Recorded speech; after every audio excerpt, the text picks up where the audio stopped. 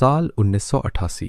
अमृतसर का एक पवित्र स्थान जहां आम तौर पर शांति और भक्ति की आवाज गूंजती है, अचानक गोलियों की आवाज से भर जाता है। लोगों के दिलों में डर है और देश के सामने एक बहुत बड़ा सवाल, क्या फिर से 1984 जैसा कुछ होने वाला है? लेकिन इस बार कहानी अलग थी। इस बार सरकार ने एक ऐसा ऑपरेशन प्लान किया जो बिना बड़े खून खराबे के इतिहास बदलने वाला था। इस ऑपरेशन का नाम था ऑपरेशन ब्लैक थंडर। ये सिर्फ एक मिशन नहीं था, ये भारत की रणनीति, धैर्य और समझदारी की असली परीक्षा थी। कहानी शुरू होती है 1980 के दशक के अंत से। पंजाब उस समय अशांति के दौर से गुजर रहा था। कई उग्रवादी समूह सक्रिय थे और उनका सबसे बड़ा ठिकाना बन चुका था स्वर्ण मंदिर परिसर। 1984 में ऑपरेशन ब्लू स्टार के बाद हालात और ज्यादा संवेदनशील हो चुके थे। उस ऑपरेशन में काफी नुकसान हुआ था और लोगों के मन में गुस्सा और दर्द दोनों थे। इसलिए इस बार सरकार कोई गलती नहीं करना चाहती थी। 1988 में खुफिया एजेंसियों को जानकारी मिली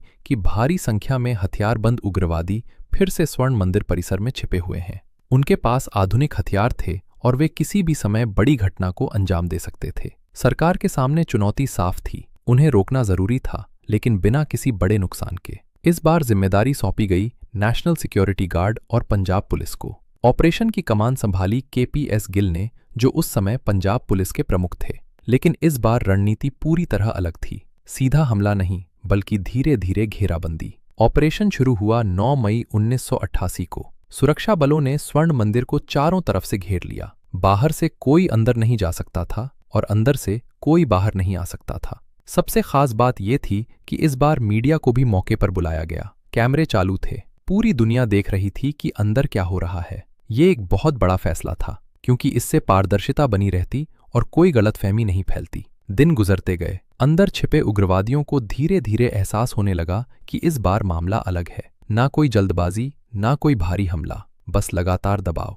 सुरक्षा बलों ने पानी और बिजली की सप्लाई को कंट्रोल कर दिया। लाउडस्पीकर के जरिए बार बार अपील की जा रही थी, आत्मसमर्पण कर दो। अंदर बैठे लोग अब थकने लगे थे, उनके पास विकल्प कम होते जा रहे थे। सबसे दिलचस्प बात यह थी कि इस पूरे ऑपरेशन में धैर्य सबसे बड़ा हथियार बना। जहां पहले ऑपरेशन में सीधी कार्रवाई की गई थी, वहीं इस बार हर कदम सोच समझकर उठाया जा रहा था। धीरे धीरे कुछ उग्रवादियों ने आत्मसमर्पण करना शुरू किया, फिर संख्या बढ़ती गई। आखिरकार कई दिनों की घेराबंदी के बाद ज्यादातर उग्रवादियों ने हथियार डाल दिए। इस ऑपरेशन का सबसे बड़ा सफल पहलू यही था कि इसमें बहुत कम खून खराबा हुआ। ना तो मंदिर को बड़ा नुकसान पहुंचा और ना ही आम लोगों की जान गई। ये एक ऐसा उदाहरण बन गया जहां ताकत से ज्यादा दिमाग का इस्तेमाल किया गया। ऑपरेशन के दौरान सुरक्षा बलों को कई खतरनाक हथियार मिले। इससे ये साफ हो गया कि अगर समय पर कार्रवाई नहीं की जाती तो हालात बहुत खराब हो सकते थे।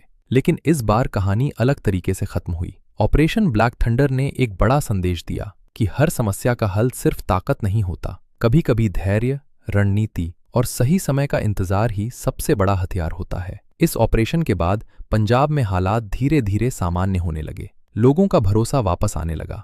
ये ऑपरेशन इसलिए भी खास है क्योंकि ये दिखाता है कि अगर सही प्लानिंग हो तो बड़े से बड़ा संकट भी बिना ज्यादा नुकसान के खत्म किया जा सकता है। आज जब हम पीछे मुड़कर देखते हैं तो ऑपरेशन ब्लैक थंडर सिर्फ एक सैन्य कार्रवाई नहीं लगता, बल्कि ये एक सीख है। एक सीख कि इतिहास की गलतियों से सीखकर भविष्य को बेहतर बनाया जा सकता है। और शायद यही वजह है कि ऑपरेशन ब्लैक थंडर को भारत के सबसे सफल और समझदारी भरे ऑपरेशंस में गिना जाता है, क्योंकि इस बार गोलियों से ज्यादा असरदार साबित हुआ सब्र।